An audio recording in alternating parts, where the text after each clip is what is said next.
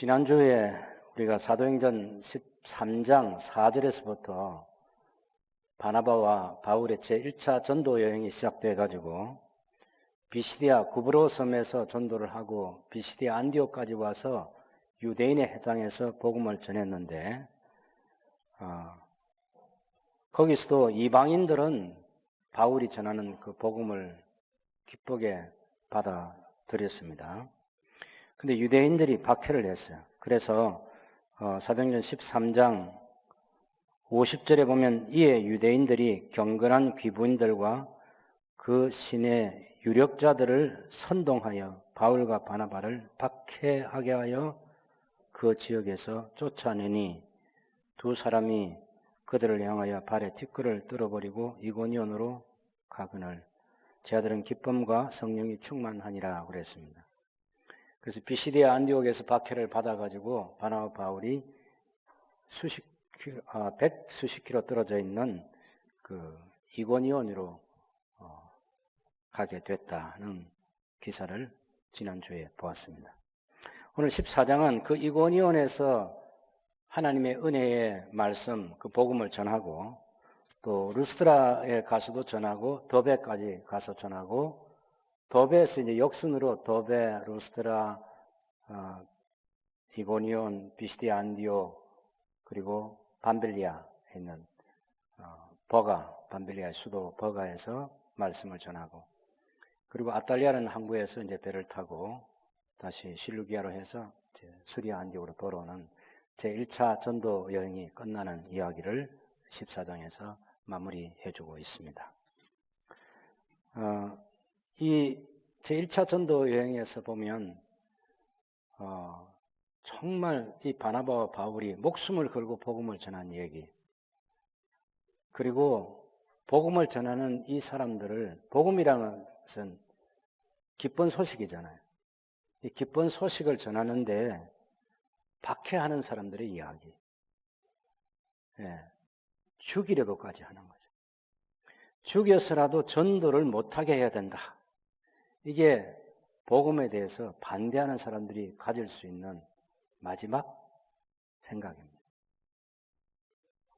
그럼 전도 못하게 하고 예를 들면 우리가 학교 앞에 가서 전도를 하려고 하면 학교 앞에 오는 여러 사람들 가운데 한 사람으로 또 생각해서 그런 거 못하게 하는 그런 것도 있고 또 전에는 아이들 우리가 초청해서 그런 복음을 전할 수 있는 조금은 더 자유로운 기회인데 지금은 부모에게 허락을 맡아서 또 해야 된다든지 그런 불편함이 있고 근데 그런 것하고 다른 거예요, 이건.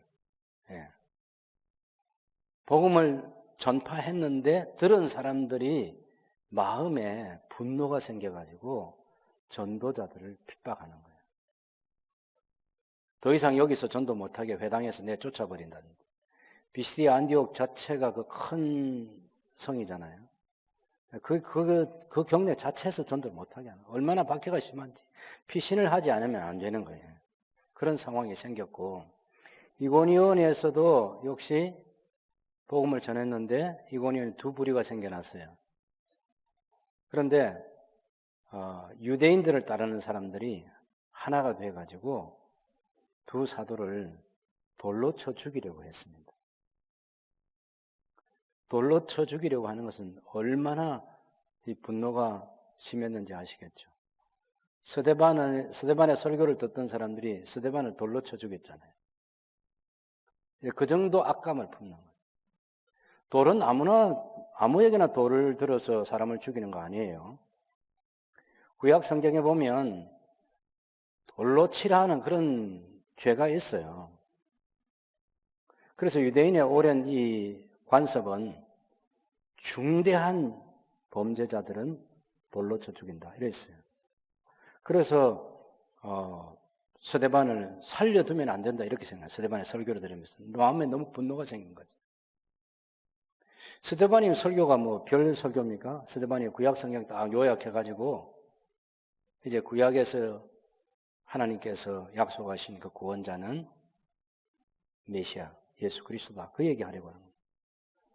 지금 유대교가 붙들고 있는 성전은 이제 그 성전 시대는 끝났고 원래 하나님은 성전이 아닌 곳에도 성전 삼고 하나님 임재하셨다. 우리 조상들의 역사를 보면 그렇다. 그 얘기해가지고 지금 성전 시대가 끝나고 대제성 시대가 끝난 그 얘기를 스데반이 설교했을 뿐인데 그 분노를 느낀 거죠. 그래서 돌로 쳐 죽였습니다. 지금 바울과 바나바가 제1차 전도 여행을 다니면서 하는 곳에 자기들이 가지고 있는 종교를 가지고 비록 잘못된 종교이지만 그 종교를 가지고 박해할 수도 있고 또 자기들이 가지고 있는 자기들이 생각하는 진리이죠. 그리고 진리의 완성이라는 게 있지 않습니까? 유대교를 보면은 유대교 구약 계시가 완성된 게 아니잖아요. 구약은 메시아의 왕국을 약속하고 그 왕국의 왕이신 메시아가 오실 것이다 라고 그렇게 예언을 했는데 그 예언대로 하나님의 아들 예수님이 오셨고 그 예수님이 메시아로서 십자가 사건을 통해서 하나님의 뜻을 다 이루셨다. 그리고 그 예수님이 죽으셨다가 부활하셨다.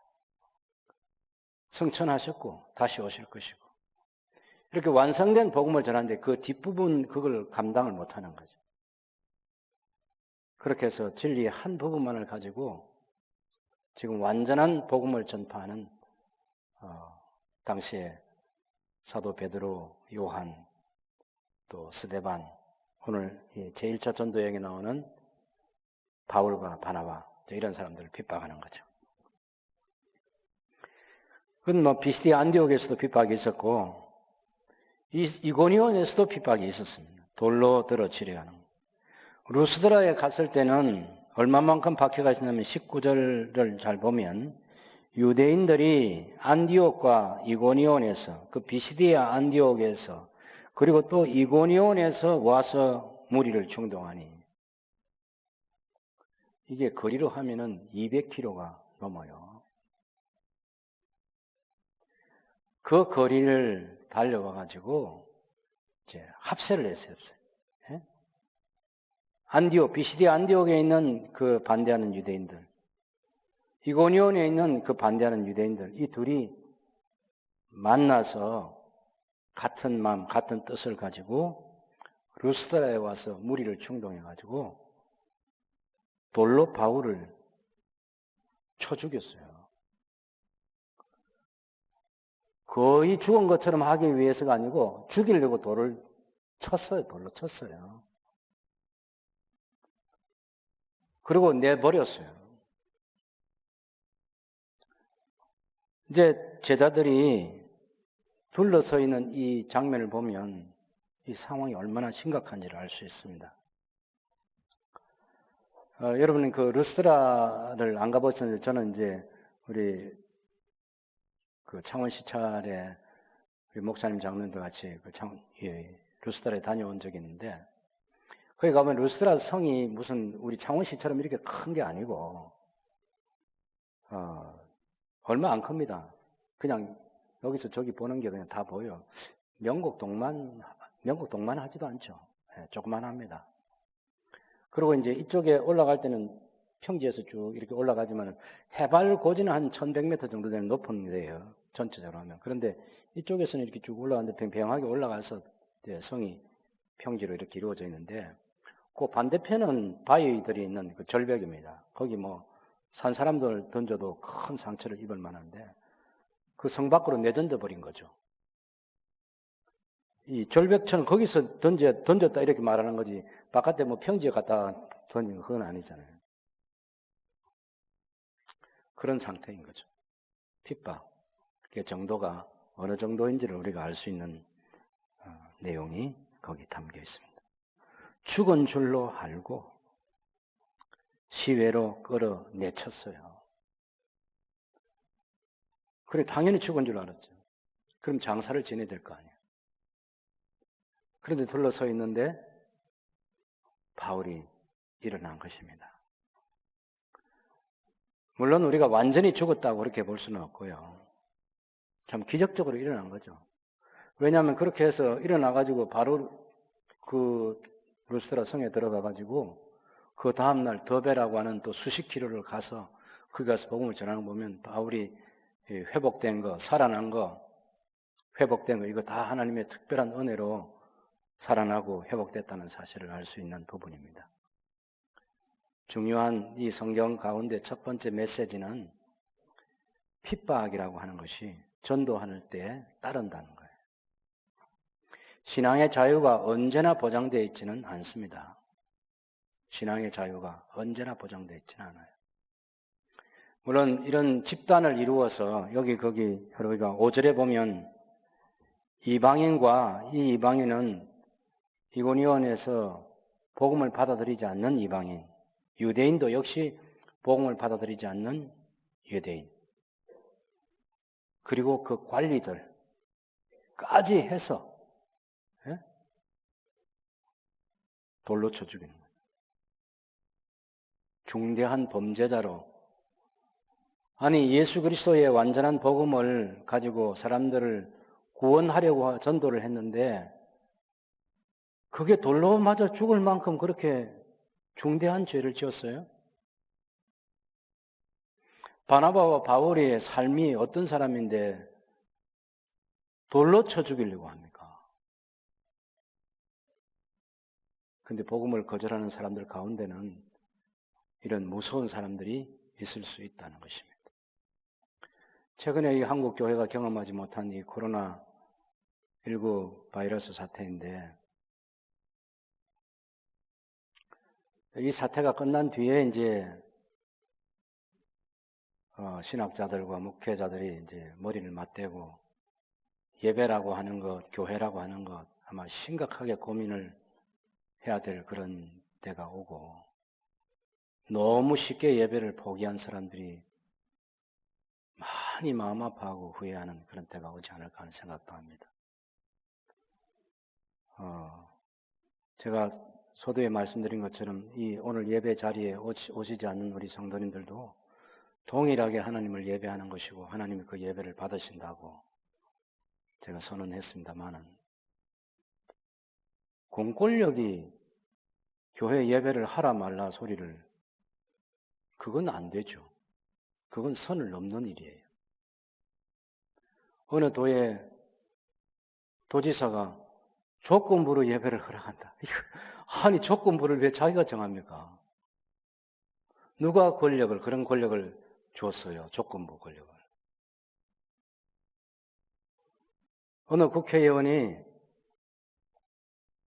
문화체육부 그 장관에게 예배를 한 교회, 예배를 안 한 교회 보고해달라. 아니, 그래서 하는 말 내가 영상으로 들었어요. 왜냐하면 그 장관 보고가 한 90%는 대형 교회를 중심으로 보고하면 90% 정도는 수도권에서 예배를 안 했는데 한 10% 정도는 했다는 거예요. 그 명단을 좀 달라는 겁니다. 그리고 전국 통계도 달래요. 토를 다는 게 뭐냐면은 더 강한 메시지를 줘야 된다는 그겁니다. 예배 한 교회 보고해가지고 더 강한 메시지를 줘야 된다는 거예요. 이게 선을 넘는 일이라 그 말입니다. 520년 아수르 제국, 70년 바벨론 제국이 무너지고 나서 고레스 왕이라는 이 페르시아 제국의 왕이 급하게 취한 조치가 뭡니까? 각 사람들 다 자기 나라로 돌아가도록 포로된 사람들 되돌려주고, 특별히 유대인들에게 성전 그릇 5,400점까지 돌려주면서 가서 너희의 하나님 여호와를 위해 성전을 건축해서 하나님을 섬기고, 그리고 왕과 왕자들을 위해서 기도해달라는 게, 이게 고레스의 생각이고 다리오 왕의 생각입니다. 그 사람들은 조로아스터교를 섬기는 사람이에요. 최소한 그 정도 종교에 대한 예의를 가지고 있는 사람입니다. 바벨론에서 마르독 신을 섬겼는데 그 바벨론 제국이 70년 만에 역사 끝났어요. 이런 걸 보면서 정신을 못 차립니까? 이런 걸 보면서 깨닫지 못합니까? 그 최소한에 자기는 다른 종교를 가졌지만 유대교를 향해서 이스라엘을 향해서. 오랜 역사 속에서 출애굽의 역사라 여러분 그 사람들이 성전 역사나 그런 걸 모르겠습니까? 그 역사를 아는 사람들이 왕과 왕의 백성을 위해서 왕자들을 위해서 기도해달라고. 이럴 때 권력을 가진 사람, 소위 정부에 있는 사람들이 우리 교회도 연합회, 한국교회 총연합회 같은 그런 단체가 있지 않습니까? 지도자를 함께 만나서 이 어려운 때를 잘 극복하자고 서로 도와줄 일이 뭐가 있겠냐고 논의도 하고 그렇게 해서 다 스스로 할 수 있도록 권면하고. 그럼 우리도 오늘 마스크 쓰고 다 이거 애쓰는 거잖아요. 애쓰는 거.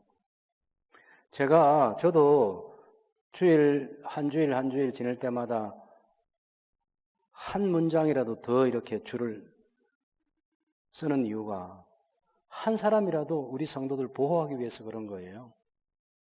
이를테면 질병관리본부에서 고위험군으로 분류한 65세 이상, 저도 해당되는데, 집사람하고 저하고는 늘 집사람이 저보고 암시를 주는 거예요. 이게 제가 고위험군에 분류된 사람이다 하는데, 저는 그걸 부인하고 싶은데, 어쨌든 자기가 계산하면 그렇게 되나 봐요. 고위험군. 곧자 그것도 또 불편할까 봐서 높은 위험군 이렇게 썼어요. 예. 그래가지고 또 교회 와서도 예배 시간에 마스크 쓸 뿐만 아니라 예배 시간 밖에도 서로 대화할 때도 마스크를 쓰고 하시고, 사회적 거리두기라는데 사회적이라는 말이 무슨 말입니까? 그걸 너무 어렵게 해놔서 사람 거리두기를 잘 유지해서 이야기도 나누시고 하라고. 제가 얼마나 신경 씁니까, 이게. 그리까지 했으라도 대한민국 국민 한 사람 더 지키고 보호하려고 하고 성도들 지키려고 보호하는 거죠. 제가 그분들에게 던질 수 있는 질문은 이것입니다. 도지사가 교회 성도들의 신앙 지켜줄 것입니까? 신앙이 무너지고 나면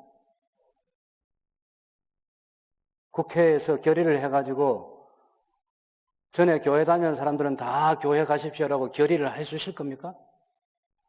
그래, 그 결의가 그 효과가 있을 것 같습니까?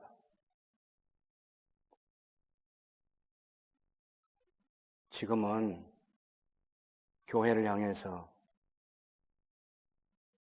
이 정해놓은 이 수칙이 있지 않습니까? 수칙. 그거 잘 지켜달라고. 국민의 한 사람 지켜주시고. 그다음에 대통령을 비롯해서 모든 위정자들 성경에 있는 대로 우리를 위해서 기도해 주십시오. 다 하나님의 도움이 필요한 연약한 사람들이잖아. 그러니까 대처를 잘못해가지고 이런 어려움이 생겼다는 그런 말도 생기잖아요. 다 아는 일입니다. 다 아는 일. 교회 가운데 확진자들이 생긴 건 뭐 때문에 생겼는지 여러분 그거 모르겠습니까? 우리가 뭘 주의해야 되는지. 아니 교회에서 하나님 말씀으로 가르침을 받는 성도들이 그 정도 상황 돌아가는 게 이해가 안 가고 우리 건강 지키려면 어떻게 해야 되는지 그거 파악 못 하겠습니다. 권력을 가지고 예배를 강제하고 그건 선을 넘는 일이다. 다행히 완전한 예배 금지 결정을 하지 않아서 아직은 그 정도 선에서 서로 예의를 지키고 있습니다. 장관께서도 자기도 신자라고 하면서 어떻게 예배를 강제하겠냐고. 교회도 우리 교인도 다 국민의 한 사람이는데 다 보호해야죠. 출석 체크해가지고 주일 성수회 안 했다고 그렇게 그건 아니잖아요. 그건 정말. 여러분 중세 때 그 흑사병이 있을 때도 성도들은 피신하기 위해서 다른 곳으로 옮겨져도 그건 체벌하지 않았지만 양떼를 버리고 도망간 목사들은 면직을 시켰어요.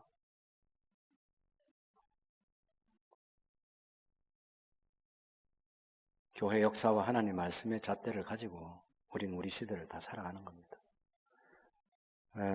똑같이 빗댈 수는 없지만 어쨌든 그래도 그 당시에 바나바와 바울을 돌로 쳐 죽이려는 사람들까지 있었는데 아직은 저도 그렇고 또 여러분도 그렇고 이런 핍박을 받지는 않습니다. 얼마 전에 구청장 오셔서 대화를 나누고 그런 가운데 우리가 서로 많이 이해하게 됐다고 또 걱정 안 해도 될 염려들을 했다고 그렇게 안심하고 돌아가셨습니다. 여러분, 복음 전도가 있는 곳에 지난 기독교의 천년 역사에 단 한 번도 박해가 없었던 시대는 없다. 지역적으로.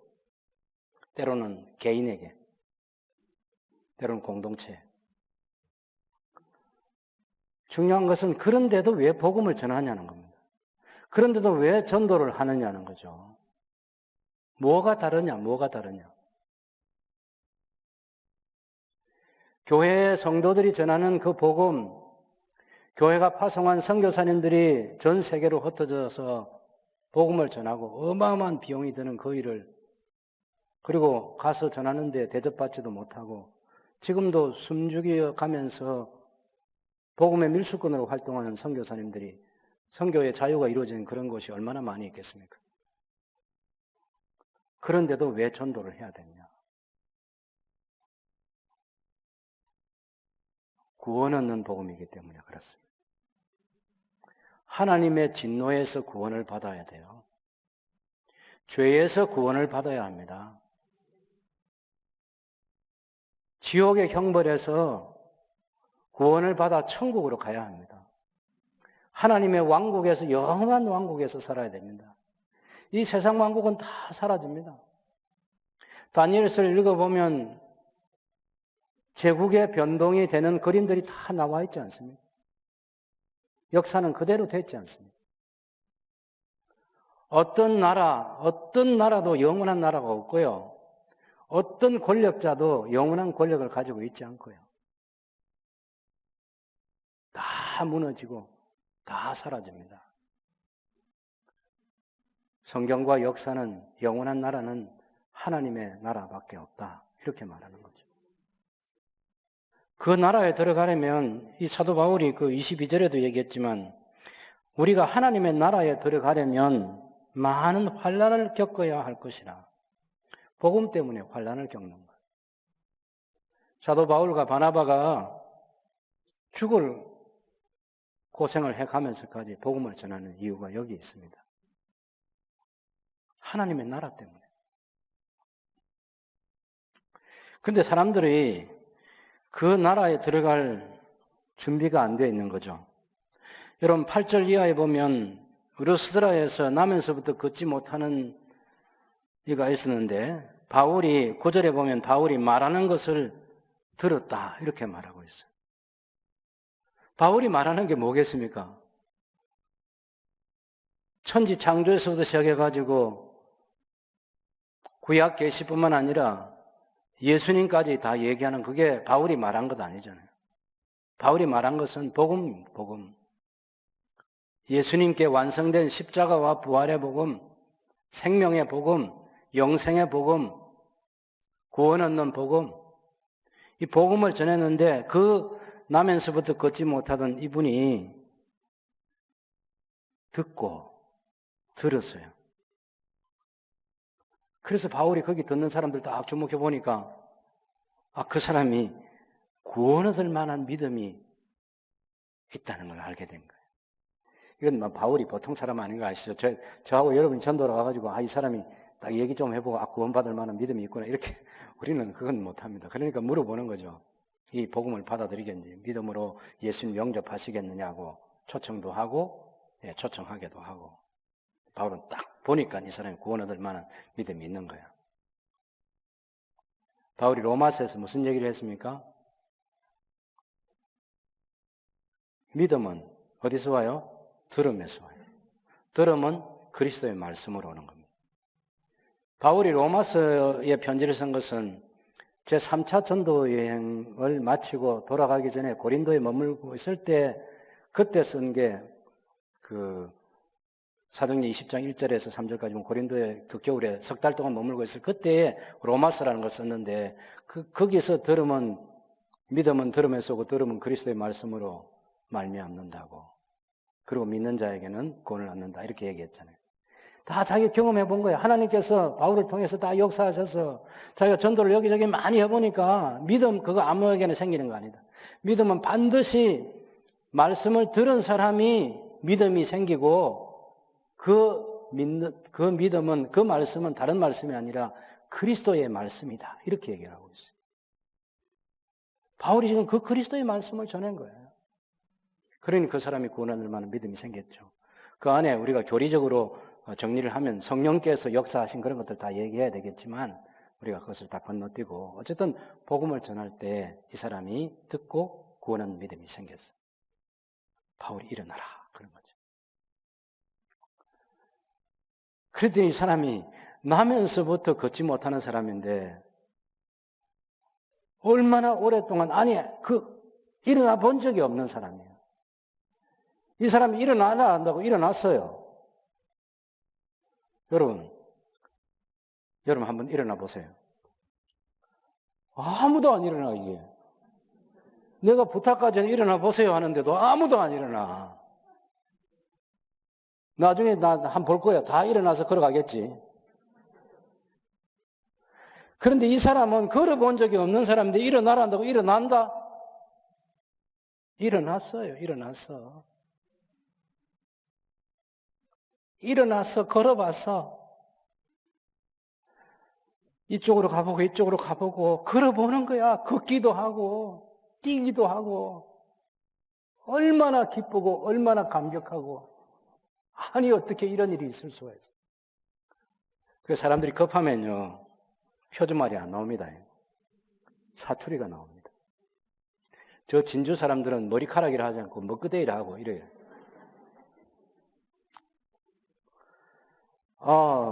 급하면 다 그렇게 사투리를 통하는 거예요.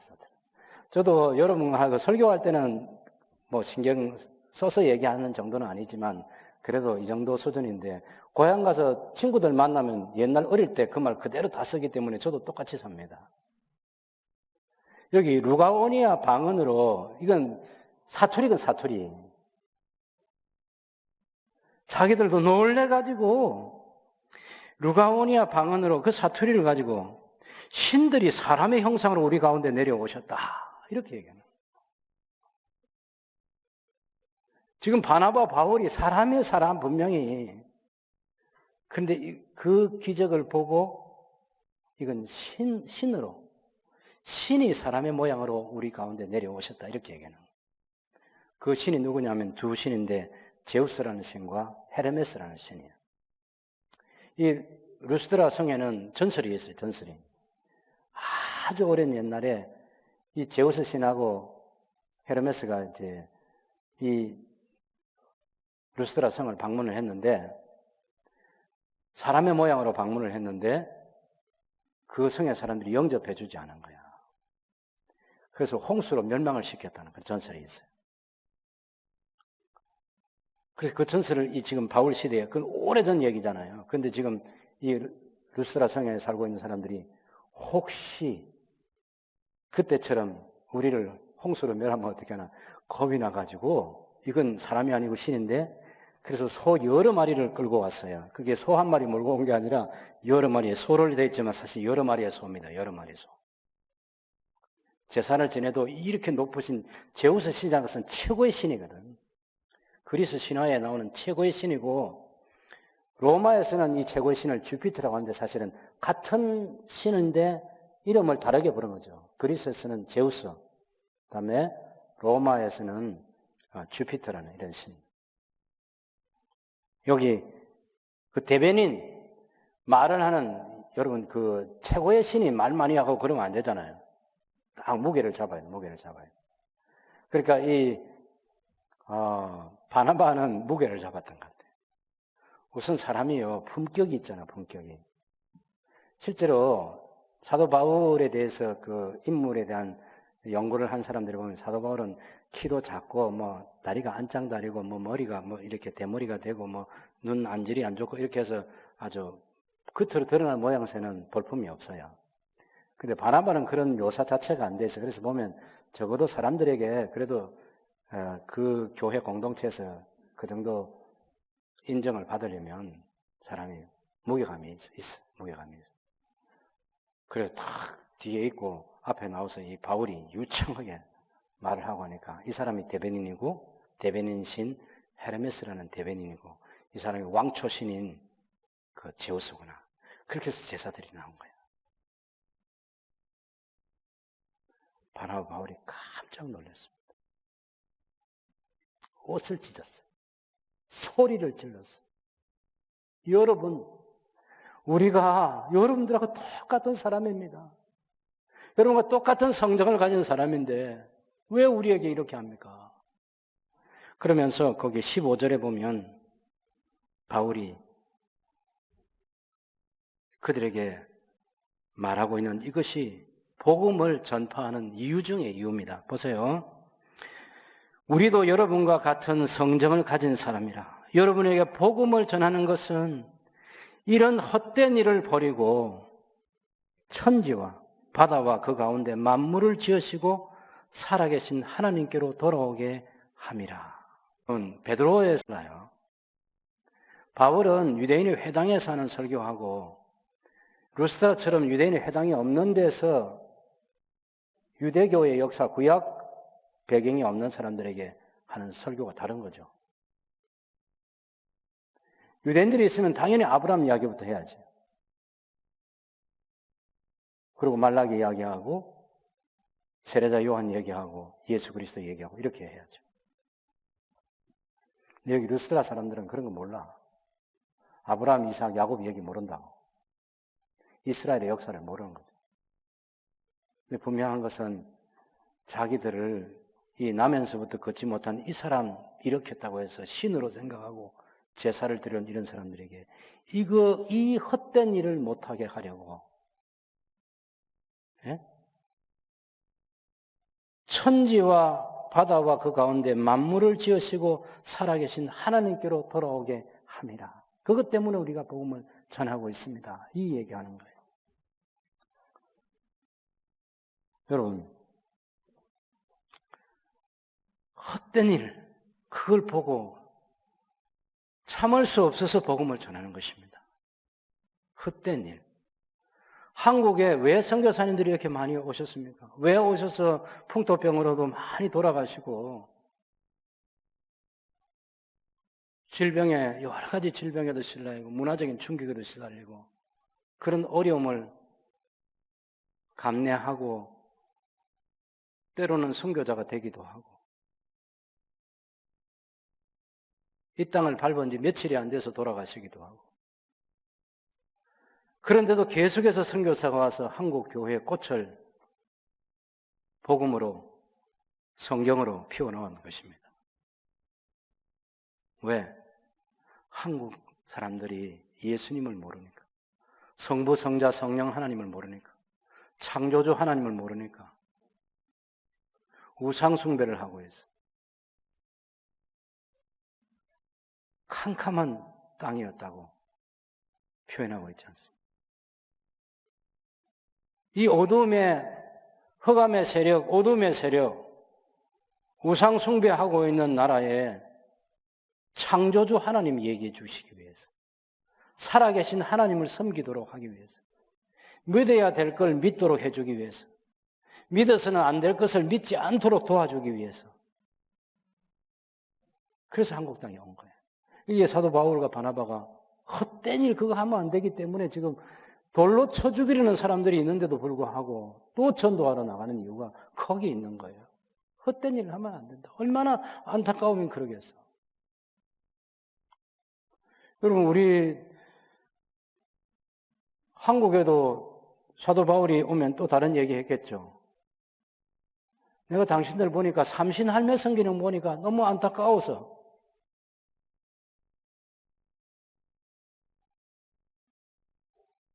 여러분, 성경을 통해서 하나님을 알지 못하면 이 지구촌에 있는 모든 사람들의 지식과 지혜가 거기서 거기입니다. 여러분, 당대의 최고의 그 지성들이 모인 곳이 그리스 아니겠습니까? 로마 제국이 그렇게 담고자 했고 본받고자 했던 게 헬라의 철학들 아닙니까? 근데 거기 사람들도 다 신화를 만들어가지고 자기들이 만들었어요. 본 적도 없고 들은 적도 없어요. 상상으로 만든 신화예요. 신화. 사람들이 하고 있는 행동을 정당화하기 위해서 만든 게 신화라. 그런 신화에 나오는 신을 진짜 신으로 섬긴다니까.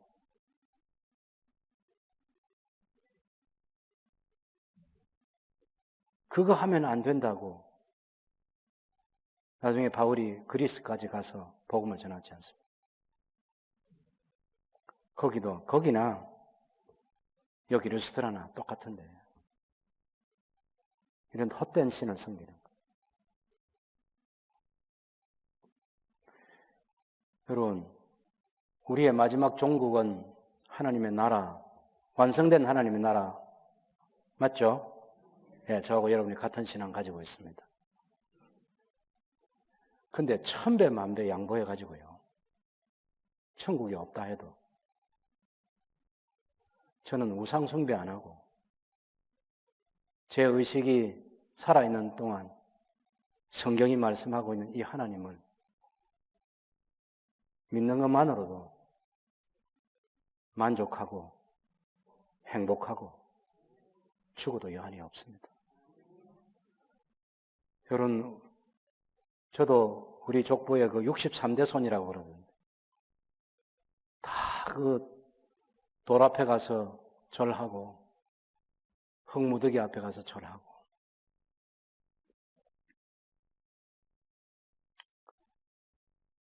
제 얼굴도 본 적이 없는 우리 할머니, 할아버지 무슨 제삿날이라고 상 차려놓고 제사 지내고 한 번도 오셔서 드시고 가시는 걸 제가 본 적이 없습니다. 여러분, 전도를 왜 하느냐면 안타까워서 하는 거예요. 사랑으로 하는 거예요. 믿을 건 믿으면 뭐 때문에 전도를 하겠습니까? 사람처럼 이렇게 영광스러운 존재가 없지 않아요? 하나님 형상, 하나님 닮게 만드셨다.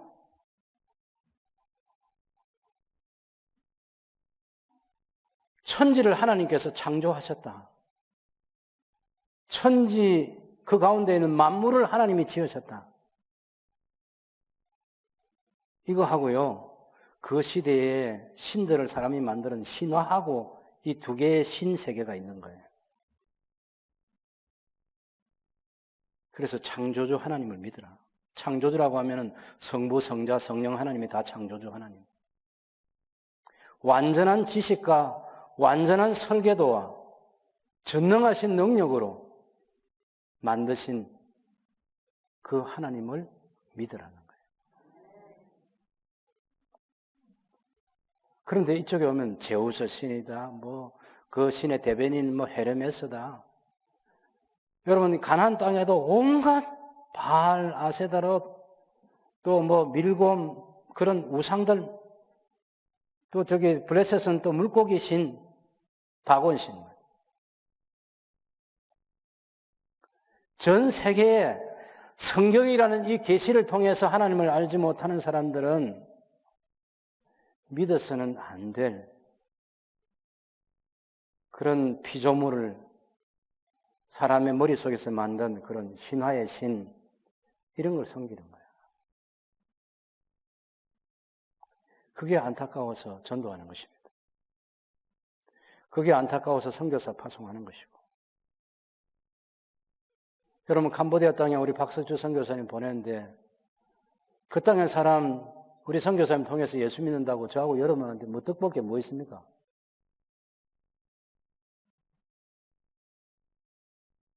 뜻볼 게 뭐 있겠냐고, 없지. 느껴지지가 않는데. 그래도 우리가 알지 못하지만 하나님이 택하신 백성, 우리와 같은 형제 자매라는 것 알고 언젠가는 우리 주님의 이 우리에 들어와서 우리와 똑같이 예수 그리스도를 구세주와 주님으로 고백하고 왕이신 삼위 하나님을 이 땅에서도 영원토록 함께 섬길 사람들을 구원하기 위해서 그래서 하는 거죠. 아깝지 않습니다. 우리 영아부에, 유치부에, 초등부에, SFC 중고등부에서 우리 선생님들 아이들에게 복음을 가르치고 말씀 위에 사람을 세워가고 그 수고 결코 헛되지 않습니다. 이 땅에 많은 교회들이 하나님의 말씀에 순종해서 세상의 선교사들을 파송해서 그 많은 선교비 써가면서 복음을 전하는 거 아깝지 않습니다. 여러분, 한 영혼이라도 구원해야 될 거 아니에요. 한 영혼이라도 눈뜨게 해줘야 될 거 아니에요. 사실 저와 여러분이 감사하는 것은 뭐 부모가 해줬든지 형님, 언니가 해줬든지 학교 선생님이 해주셨든지 그걸 가르쳐주고 글 쓸 수 있게 해주고 글 읽을 수 있게 해주고 다 얼마나 감사합니까? 그거하고 비교할 수 없는 것이 죄에서 구원받는 생명의 복음, 예수 그리스도를 통해서만 어떤 데도 이렇게 선명한 복음이 없는 거죠. 예수 그리스도. 그래서 바울이 가는 곳마다 그것 때문에 목숨을 걸어요. 그래야 사람이 살아나니까. 사람들이 질문하겠죠. 하나님 살아계신 증거가 지금도 있냐? 그럼 옛날에 하늘과 땅과 그죠? 거기 나온 대로 천지와 바다와 그 가운데 만물을 지으신 살아계신 하나님이라고 그랬어요. 그러면 그 시대의 바울의 복음을 듣는 사람들은 지금 무슨 증거가 있습니까? 이렇게 물어보겠죠. 증거가 있지. 17절을 보십시오, 여러분. 16절에는 하나님이 지나간 세대는 모든 민족으로 자기들의 길들을 가게 한 것, 하나님 섬기지 않는데도 불구하고 심판하지 않고 내버려 두신 것. 그렇지만은 17절에 그러나 자기를 정언하지 아니하신 것이, 여기 자기는 하나님이죠. 하나님 당신을 정언하지 아니한 것이 아니니 곧 여러분에게 하늘로부터 비를 내리시며 결실기를 주시는 선한 일을 하사 음식과 기쁨으로 여러분의 마음에 만족하게 하셨느니라. 하나님께서 당신을 스스로 정언하는 게 뭐냐면 입증하는 거죠. 살아계신 것을 정언하는 거. 하늘로부터 비 내려주시는 거. 계절을 주셔서 열매를 맺게 하시는 거. 그래서 우리가 먹고 살게 하시는 거. 우리 숨쉬게 하는 거. 여러분, 코로나 때문에 우리가 바이러스 없는 세상이 얼마나 행복한지 아셨죠? 마스크 안 쓰고 다니는 이게 얼마나 행복한지 아셨죠? 지난 수십 년 동안 경험하지 못한 것입니다. 저도 살면서. 앞으로 얼마나 자주 이런 마스크를 쓰지 않으면 안 될. 물론 바이러스 아니라도 미세먼지 때문에도 우리 한국 땅은 벌써 마스크를 써야만 되는 그런 시간들이 많은데 자유롭게 숨 쉴 수 있고 마실 수 있는 공기 있고 마실 물 있고 먹을 양식 있고 하나님이 비 내려 주셔서 햇빛 주셔서 이게 하나님 살아계시다는 증거라고 바울이 얘기하고 있는 것입니다. 그러면 바울이나 지금 이 시대 여러분이나 저나 사람들에게 이런 얘기하면 우리하고 딱 각을 세우는 사람들이 있죠. 사람들이 있어요. 진화론주의자들. 하나님이 창조하셨다는 것을 거부하고 싶은 사람들. 찰스 다윈이 만든 진화론교라는 종교입니다. 종교. 신앙이에요. 그게 과학 아니에요. 진화론이 과학으로 증명된 역사가 없어요.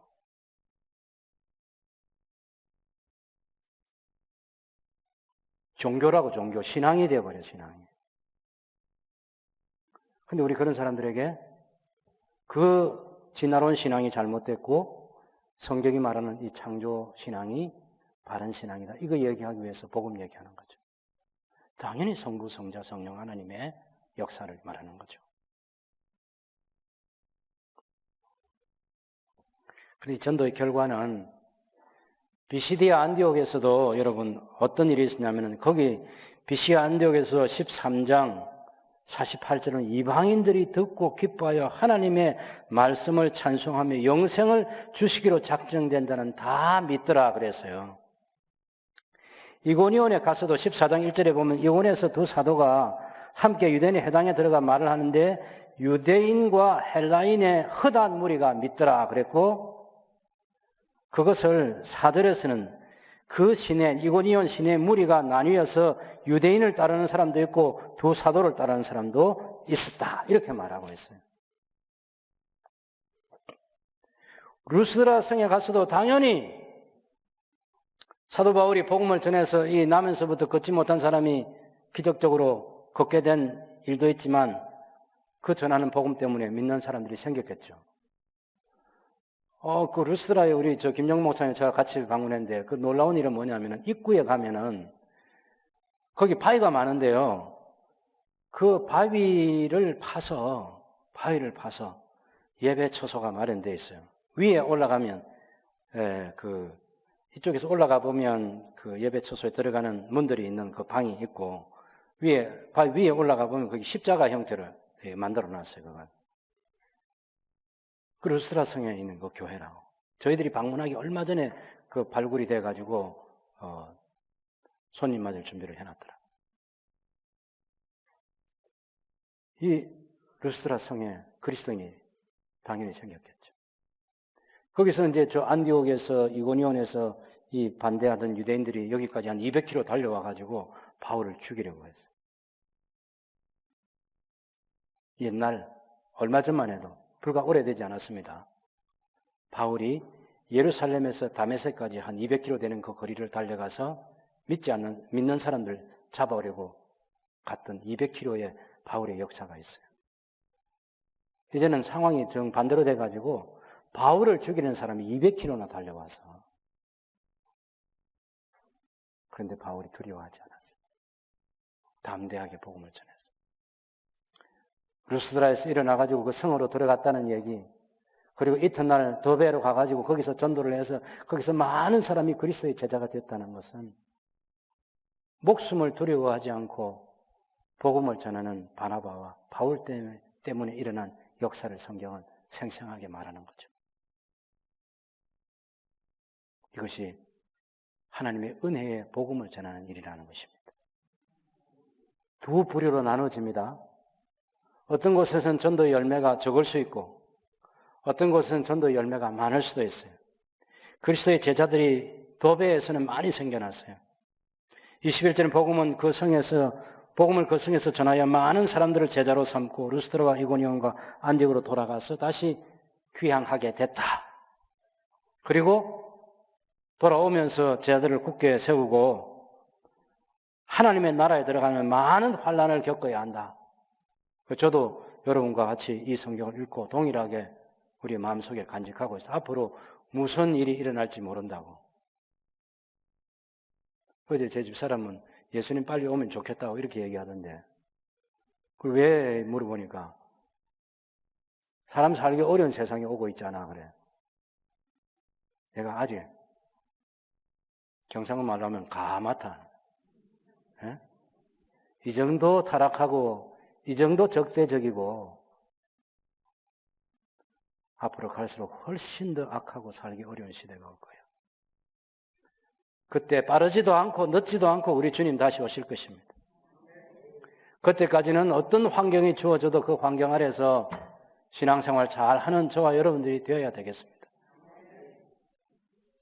바나바와 바울이 1차 전도여행을 마무리하면서 다 교회마다 장로들을 세우고 성도들을 부탁하고 또 그 장로들은 주님께 부탁을 했어요. 책임 못 지는 거죠. 그럼 제가 새성교회 성도들 책임지겠습니까? 우리 교회 장로님들이 계시지만 이런 교구의 그 성도들을 교구장이 책임질 수 있겠습니까? 무슨 책임을 질 수 있어요? 주님께 부탁하고 또 주님께 부탁하고 또 주님께 부탁하는 것입니다. 주님이 지켜주시길. 제 아이들 생각할 때도, 성도들 생각할 때도, 주님의 교회를 생각할 때도 눈물로 기도하는 것은 주님이 하셔야 됩니다. 구원해 주시고 회복시켜 주시고 승리하게 하셔서 영광과 찬송이 하나님께 돌아가게 되기를 소원합니다. 이것이 기도입니다. 이런 기도 함께 하면서 우리 시대에 주어진 신앙의 자유가 있을 때 생명의 복음, 은혜의 복음을 위해서 살아가는 저와 여러분들이 될 수 있기를 바랍니다.